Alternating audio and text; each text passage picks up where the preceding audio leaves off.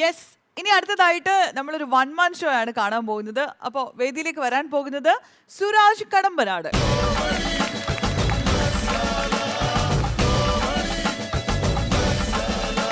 നമസ്കാരം സുരാജ്.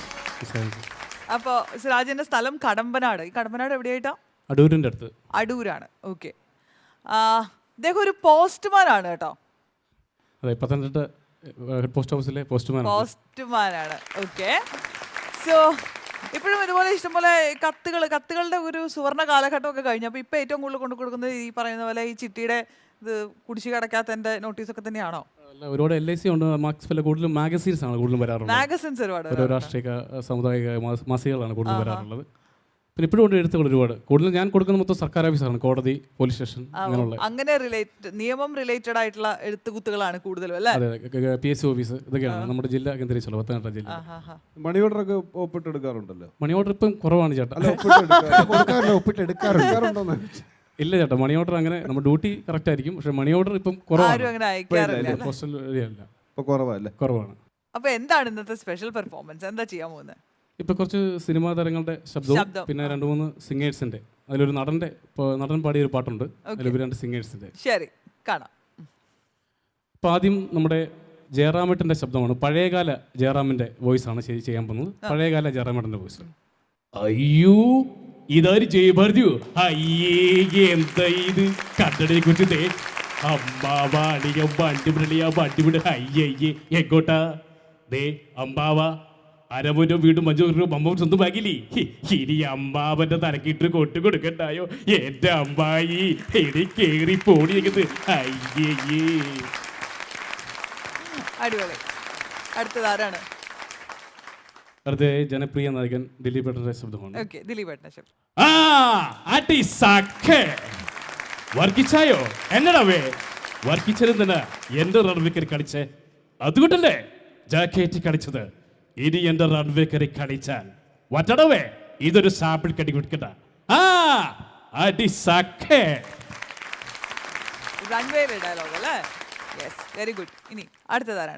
അടുത്തതായിട്ട് പൃഥ്വിരാജിന്റെ ചോക്ലേറ്റ് എന്ന സിനിമയിലെ വെള്ളം അടിച്ചിട്ട് സെന്റിമെന്റ്സ് ആയിട്ട് പറഞ്ഞ എടി ചങ്ങനാശ്ശേരിക്കാരെ മത്തായച്ചന്റെ മോളെ ചന്ദ്രിക, എടി നീ എന്നടി വിചാരിച്ചത്? നീ അങ്ങ് ഗുഡ് ബൈ പറഞ്ഞു പോയാൽ ഈ രമണം കെട്ടി തുങ്ങി ചാവൂന്ന് അല്ലടി? അതങ്ങ് പള്ളി പറഞ്ഞാ മതി മോളെ. എടി ഞാൻ മരിക്കുവാണെങ്കിൽ അതിന്റെ മറ്റേ കുരുക്കിൽ നീയും ഉണ്ടാവും. അത് ചാവാനാണെങ്കിലും ശരി തന്നെ, ജീവിക്കാനാണെങ്കിലും. അതുകൊണ്ട് കാനനച്ചാലയിൽ ആടുവയ്ക്കാൻ ഞാൻ നിന്നെ കൊണ്ടുപോടി ചന്ദ്രിക.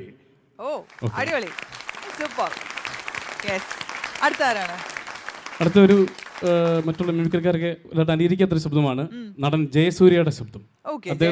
അദ്ദേഹം പാടിയ ഒരു ഗാനം കൂടെ ഞാൻ പാടുന്നുണ്ട്. പുണ്യാളൻ അഗർബത്തിസിലെ ആശിച്ചു എന്നുള്ള അദ്ദേഹത്തിന്റെ ടോണിൽ. ആദ്യം അദ്ദേഹത്തിന്റെ ശബ്ദം ഒന്ന് ശ്രദ്ധിക്കാം. അത് പറയുന്നത് ക്ലാസ്മേറ്റ്സ് എന്ന സിനിമയിലെ ജയസൂര്യയുടെ ശബ്ദമാണ്. എടാ, നീ എന്താണ് എന്നെ കുറിച്ച് വിചാരിച്ചേ? മാറിക്ക കുട്ടികളെ, മാറിക്ക. എന്താ താരേ പ്രശ്നം? താരാ പഠിക്കാൻ സമ്മതിക്കുന്നത്? അത് ശരി. എടാ, ഞങ്ങളുടെ ആരാധനയ മൂവാറ്റൂഴ MLA-യും പാർട്ടിയിൽ ഗർജിക്കുന്ന സിംഹവുമായ കുറുപ്പ് സാറിന്റെ മകളുടെ കാര്യത്തിൽ എനിക്കെന്താ കറിവ്, നിനക്കെന്താ കാര്യം? അതുകൊണ്ട് താരോട്ട് പഠിച്ചു. കുവൈറ്റിനെ ആക്രമിച്ച, ഇറാഖ് നിരുത്ത, അമേരിക്ക പോലെ താരോട് എന്തും ഈ സതീശൻ കഞ്ഞുകുഴി ഉണ്ടാക്കും. ഇത് സത്യം. ഓക്കെ. അടുത്തതായിട്ട് സായ് കുമാർ ഏട്ടൻ്റെ ശബ്ദമാണ്. പഴയകാല റാംജി റാവു സ്പീക്കിംഗ് എന്ന സിനിമയിലെ സായ് കുമാറിന്റെ ശബ്ദം. മത്തായി ചേട്ടാ, ഇവൻ നമ്മളെ പറ്റിക്കും. മത്തായി ചേട്ടാ, ഗോപാലകൃഷ്ണൻ. എടാ ഗോപാലകൃഷ്ണ, നിന്നോടൊന്നും പ്രതികാരം ചെയ്തിട്ട് ഈ ബാലകൃഷ്ണൻ നേടണ്ട. ഒന്ന് ചോദിക്കട്ടെ, ആ സ്ത്രീ നിന്റെ അമ്മ തന്നെ തൊടാ പട്ടി. അടുത്തൊരു രാഷ്ട്രീയ നേതാവിന്റെയാണ്. മറ്റൊരുമല്ല, ഞങ്ങളുടെ മുൻ MLA മന്ത്രിയുമായ ശ്രീ തിരുവഞ്ചൂർ രാധാകൃഷ്ണൻ സാറിന്റെ ശബ്ദം. അദ്ദേഹം ഒരു വേദിയിൽ വന്നാൽ, സാധാരണ എല്ലാവരും നിയമസഭയിൽ സംസാരിക്കുകയാണ് ഞാൻ പറഞ്ഞത് അദ്ദേഹം ഒരു വേദിയിൽ വന്നാൽ സംസാരിക്കുന്നത് എളിമയോടുള്ള സംസാരം. സ്നേഹനദികളായ ബഹുമാനപ്പെട്ട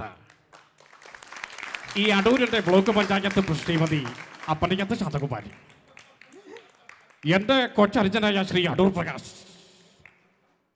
മുഖ്യമന്ത്രി ശ്രീ ഉമ്മൻചാണ്ടി, അതിന് മറ്റു നേതാക്കന്മാരെ, എനിക്ക് ഈ വേദിയിൽ വന്നപ്പോൾ അറിയാം നിങ്ങളുടെ ഈ കൈയടി പ്രോത്സാഹനവും ഈ അമൃത ചാനലിന്റെ ഈ കോമ്പറ്റി ബസാര എന്ന ഈ പ്രോഗ്രാമിൽ വളരെയധികം സന്തോഷമുണ്ട്.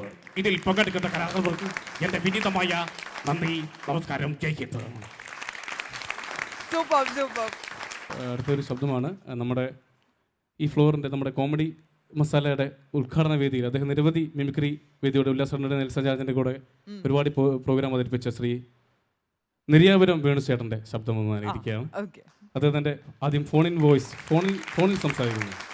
അപ്പം ചേച്ചി ഒന്ന് സംസാരിക്കുക അതുപോലെ. ഹലോ വേണുചേട്ടാ. ഹലോ. വേണുചേട്ടനല്ലേ? ശ്രുതി പറ ശ്രുതി എന്താ? വേണുചേട്ടൻ എവിടെയുള്ള ഇപ്പോ? ഞാൻ ട്രിവാൻഡ്രത്ത് എനിക്ക് ഷൂട്ടുണ്ട് പ്രോഗ്രാം, കോമഡി മസാലയുടെ പ്രോഗ്രാമാണ്. ഇത് ഉണ്ണിയാഘോഷയുടെ ഉദ്ഘാടനം ശ്രുതി ഞാനാ ചെയ്യുന്നത്. പിന്നെ എന്നാ ഉണ്ട് വിശേഷം? സുഖമാണോ? ഇവിടെ എല്ലാം സുഖം ചേട്ടാ. അവിടെ മഴയുണ്ടോ? എനിക്ക് ഒരു പൊതുവരെ ഡബിംഗ് ഉണ്ട്, ഡബിംഗ് കഴിഞ്ഞിട്ട് എനിക്കൊരു ഷൂട്ടുണ്ട്, എല്ലാം പ്രോഗ്രാം തിരക്കാ. ശ്രുതി എന്തുകൊണ്ട്? സുഖമാണോ? അല്ല മഴയുണ്ടോന്നാ ഞാൻ ചോദിച്ചേ. മഴ ഇല്ല ശ്രുതി. ശരി, ഓക്കെ, ഞാൻ വിളിക്കാം കേട്ടോ. Okay okay. അവസാനമായി മുകേഷ് ചേട്ടൻ്റെ ഒരു സെന്റിമെന്റ്സ് ഡയലോഗ്. അദ്ദേഹം ഒരുപാട് കോമഡി, കളിയ മായൻകുട്ടി, ഇതൊക്കെ നമ്മൾ കേട്ടിട്ടുണ്ട്. ഇവിടെ പറയാൻ പോകുന്നത് ഫ്രണ്ട്സ് എന്ന സിനിമയിൽ ജയറാം കൊക്കയിൽ വീഴുമ്പോൾ ഉള്ള ഒരു മുകേഷിന്റെ സെന്റിമെന്റ്സ് ഡയലോഗ് ഉണ്ട്. അപ്പം അരവിന്ദ എന്നുള്ള വിളിച്ച ആ സീനിലെ മുകേഷിന്റെ സെന്റിമെന്റ്സ് സീൻ. അരവിന്ദ, എന്റെ ചിന്നനെ നീ കൊന്നതാണല്ലടാ. എടാ, എന്നെക്കാളും ജോയിയെക്കാളും അവൻ ഏറെ സ്നേഹിച്ചിരുന്നു നിന്നെ. അവനെയല്ലേ നീ കൊന്നത്.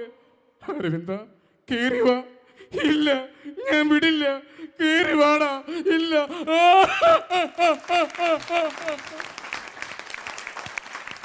സുരാജ് അടിപൊളി, സൂപ്പർ. ചേട്ടാ, സുരാജ് നമ്മുടെ വീടിന്റെ തൊട്ടടുത്ത് നമ്മുടെ നാട്ടുകാരനാണ്. മാത്രമല്ല എന്റെ ചേട്ടന്റെ മോന്റെ കൂടെ പാടാൻ പോകുന്നു. അവരുടെ കൂടെ ആയിരുന്നു മത്സരമൊക്കെ സ്കൂളിൽ പഠിക്കുമ്പോഴേ. അപ്പൊ വളരെ ചെറിയ പ്രായം മുതൽ എന്റെ ജ്യേഷ്ഠന്റെ മോന്റെ കൂടെ പഠിച്ചതാണ്. അവരുടെ യൂത്ത് ഫെസ്റ്റിവലിലൊക്കെ ഇവർ തമ്മിലാണ് മത്സരം. എന്റെ ആദ്യ ഗുരുക്കളാണ് രണ്ടുപേരും. ഞാൻ യൂത്ത് ഫെസ്റ്റിലൊക്കെ മത്സരിക്കുമ്പോൾ ഓരോ സംശയങ്ങൾ ചോദിക്കാൻ നമുക്ക് നേരത്തെ അറിയാം. അതായത് എന്റെ ജ്യേഷ്ഠന്റെ ഇതിനകത്ത് നിങ്ങൾക്ക് ഒരു അത്ഭുതം ഇല്ല. ഇപ്പൊ നമുക്ക് മാത്രമേ ഉണ്ടായിരുന്നുള്ളൂ അത്ഭുതം. അപ്പൊ ചെറിയ പ്രായം മുതൽ എനിക്ക് സുരാജിനെ അറിയാം. സുരാജിന്റെ കഴിവുകളും എനിക്കറിയാം. പ്രത്യേകിച്ച് പറയണ നല്ല ഉഗ്രനൊരു കലാകാരനാണ്. ഇനിയും വളരെ ഉയരത്തിലെത്തേണ്ട ആളാണ്. ദൈവം സഹായിക്കും. സുരാജേ തകർത്തു. ഞാൻ ഇതുപോലെ ഒരു TV ഷോയുടെ പരിപാടിയൊക്കെ ഇങ്ങനെ ശ്രദ്ധേയമായി തുടങ്ങുമ്പോഴാണ് സുരാജ് എന്നെ വന്ന് പരിചയപ്പെടുന്നതും. പിന്നെ ഞാൻ സ്ക്രിപ്റ്റ് എഴുതുമ്പോഴും ഒക്കെ എൻ്റെ കൂടെ റൂമിൽ 2-3 ദിവസമൊക്കെ കാണും. വേദികളിൽ പാടാൻ എൻ്റെ സ്റ്റേജ് പ്രോഗ്രാമിന് ഞാൻ അവസരം കൊടുത്തിട്ടുണ്ട്. അങ്ങനെ നല്ലൊരു കലാകാരനാണ്. അതിനിടയ്ക്ക് ഇപ്പം പുള്ളിക്ക് ജോലി കിട്ടി കഴിഞ്ഞപ്പം ഒരു ഇച്ചിരി ഉഴപ്പാന്ന് തോന്നുന്നു. തടിയൊക്കെ കൂടി. ബ്രീത്തിങ്ങിൻ്റെ ഒരു ചെറിയ പ്രശ്നമുണ്ട് അല്ലയോ? ബ്രീത്തിങ്ങിൻ്റെ ഒരു ചെറിയ പ്രശ്നമുണ്ട്. അതൊന്ന് കൺട്രോൾ ചെയ്താൽ കുറച്ചുകൂടെ പെർഫെക്ഷൻ ആവും. ഏറ്റവും നല്ല ടോപ്പായിട്ട് വരും. അത് കൺട്രോൾ ചെയ്ത് എല്ലാം അടിപൊളിയായിട്ട് വരട്ടെ. ഓക്കെ. അപ്പോൾ മൊത്തത്തിലൊരു സൂപ്പർ പെർഫോമൻസ് ആയിരുന്നു. Very good. അപ്പോൾ ഒരുപാട് ഉയരങ്ങളിലെത്താൻ എല്ലാ അനുഗ്രഹങ്ങളും ഉണ്ടാവട്ടെ. നമുക്ക് വീണ്ടും കാണാം. Thank you so much.